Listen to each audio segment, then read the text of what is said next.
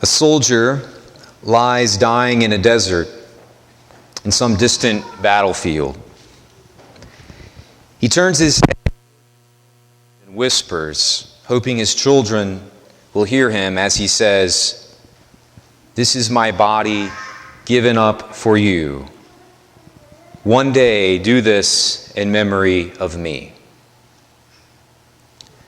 A father heads off to a third shift job, his second of the day. He'd rather be at home and his kids head off to school in the morning, but he lost his old job and now fights to pay the bills. He enters the bedroom of his sleeping children, kisses them on the forehead, and whispers to them, "This is my body, given up for you. One day, do this in memory of me." A nun wakes up every morning at 4 a.m. to bring food to the homeless. She cares for the poorest of the poor, and sometimes because of mental illness or frustration, they cuss at her or spit on her. But a voice speaks in the back of her mind. A voice from Mass earlier that day urges her on, and she joins her voice with that voice from Mass. "This is my body given up for you. Do this in memory of me." A pregnant mother rocks in a rocking chair. She has gained weight and stretch marks in places that she wishes she did not. And the occasional cramp racks her body in pain. But she smiles and sings lullabies and whispers to the child in her womb, "This is my body given up for you. Do this in memory of me." That phrase, "This is my body given up for you, do this in memory of me," Catholics have always seen in this pivotal phrase two particular things. First of all, there is the command to do the dinner that Jesus celebrated. Do the Last Supper. Do it again and again and again. We call it Mass. Do this. Do what we just did, apostles. We broke bread and we drank wine, and I gave you the bread and the wine, and I said, "This is my body and this is my blood," and I want you to continue to do that. Do this in memory of me. When you gather, remember me. Do what we did tonight. Do it again and again and again. So we see the command to, first of all, celebrate Mass. But we also see, as Catholics, we've also for 2,000 years, saints have reminded us that what we also have in there is a command to give of our body, like Jesus did, in honor and memory of Him. So do this and do what? Do what in memory of me? Jesus, we are to give our bodies, give of ourselves, past the point of comfort, past the point of pleasure or whatever other sensorial things, selfish things. Give of our bodies. Do this in memory of me. Do what I am about to do on that cross. Do it yourselves. And do it in memory of me. So do the dinner, but also do the sacrifice. Do both of them in memory of me. Give your bodies. So this Corpus Christi celebration, this celebration of the body of Christ, we believe as Catholics that that body of Christ is encountered most evidently in two places: the Mass and when we give of our bodies to those less fortunate, particularly the poor and the vulnerable. We fulfill those two commands by going to Mass and by serving the poor and those who are in need of our protection and care. Now the problem is, it's a problem that we've faced for 2,000 years. We believe that we know what that encounter should feel like, either encountering Christ at Mass or encountering Christ in the poor. We believe that we know what any encounter with God should feel like. And so this presents the problem for followers and disciples of Jesus that I would like to call the soundtrack problem. I love movies. But when pivotal things happen in movies, there's always music and emotion and feeling, even the beautiful Passion of the Christ film. Jesus was hanging on the cross, the music swells, and when Mary was running to little baby Jesus falling in the dirt, there was beautiful, moving music. And that's fine, that's good, that's why we enjoy the movies. They bring out and elicit emotions in us, as any good story does. But I think the problem for us is that when we want the same moving emotional experience when we receive the Corpus Christi, when we come to Mass, or when we serve the Corpus Christi of the poor. And here's what the saints have also been very clear on for 2,000 years. It won't happen. It won't happen. There is no soundtrack. There is no swell of music when you walk through the church doors and come to Mass, when you prepare yourself to receive the Eucharist, and it won't happen, and there will be no soundtrack when you go serve someone who is hungry, when you give clothing to someone who is in need of it. In fact, they may cuss at you. They spit at Mother Teresa and cussed at her all the time and rejected her care. That's not a soundtrack. That's not emotion.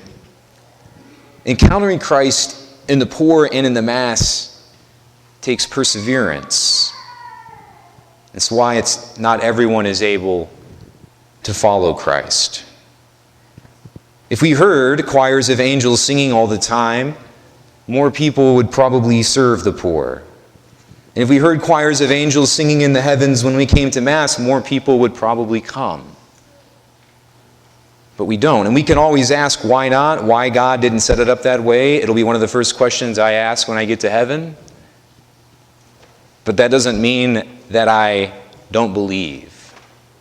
I know that whatever reason God has, it's beautiful. And so, the solution to all of this, particularly the challenge that we face as modern disciples of Christ, how do we overcome the soundtrack problem? We have to overcome our preconceived notions about what we think will happen when we serve the poor. We oftentimes imagine, the poor people running up after us and just running across the field and just, oh, thank you, you're so saintly, and this was amazing. I was poor and now I'm not, and you've saved my life. You are the Messiah. When a lot of times, after receiving food from us, they crush a cigarette on the ground and walk away and don't say anything. We have to overcome our preconceived notions about what we think an encounter with Christ will look like, sound like, feel like, etc.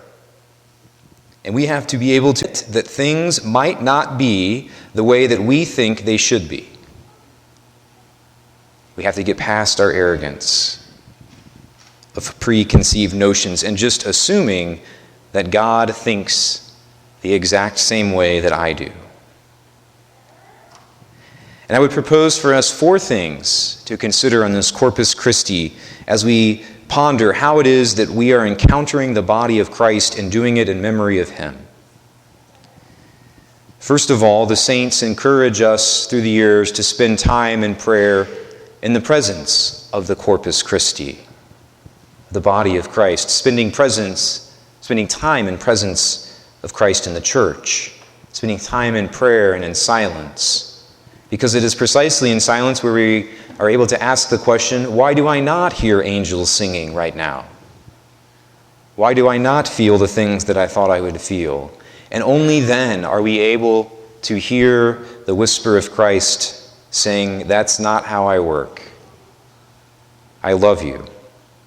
And then, and only then, will we start to experience conversion. The second thing that we need to do in order to encounter the Corpus Christi is to live in such a way that we are in what the Church calls a state of grace, free from serious sins. And if we are not living the life of grace that the Church is calling us to, then seeking out the sacrament of confession and beginning to conform our lives around the 5 basic precepts of the Church which are found on the front of our bulletin and have been promulgated for time immemorial in our Catholic faith. The third thing that we should do, strive to do as we continue to ponder and seek out to encounter the Corpus Christi, is to receive Holy Communion once we have cleared those basic hurdles and are living in a life of grace, to receive Holy Communion and attend Mass as often as possible. That's what Christ meant when he said, "Do this in memory of me." And then a fourth and final thing is to go out and encounter the poor, to serve the poor. We have a second collection today. We actually pass the baskets around a second time. We do it 4 times a year for our St. Vincent de Paul Society. And the reason that I've been so pleased and moved and humbled by our St. Vincent de Paul Society and so pleased with what's taken place is that the basic tenet of the St. Vincent de Paul Society is that we go to the poor. We go and encounter them. And so we support the missions and efforts to care for the poor. Those are good, and we should do that. We've been blessed with many material possessions. But we also, every single one of us, should be looking for ways and opportunities to literally go out with the express intention of serving and encountering the poor. You won't hear anything, most likely. You won't hear a soundtrack. The poor will probably not be as grateful as you imagined them to be. They may even be mad at you or say something that frightens you or whatever, or scandalizes you. It's challenging. It's hard work. Read the life of Mother Teresa or Dorothy Day, who Pope Francis held up when he visited our country. You do not see there the life of sugary and saccharine sweetness. You see the life of encountering people where they're at, and it is hard. But it is where Christ says, we will find him. This is my body given up for you. Do this in memory of me. The saints in the church are clear that encountering the body of Christ in the Eucharist at Mass and in the poor is hard. It doesn't always go like we think it will. But one thing that we have been promised as well by Christ, his church, and his saints is that if we seek the Corpus Christi in Mass and in the poor, it will change us into saints.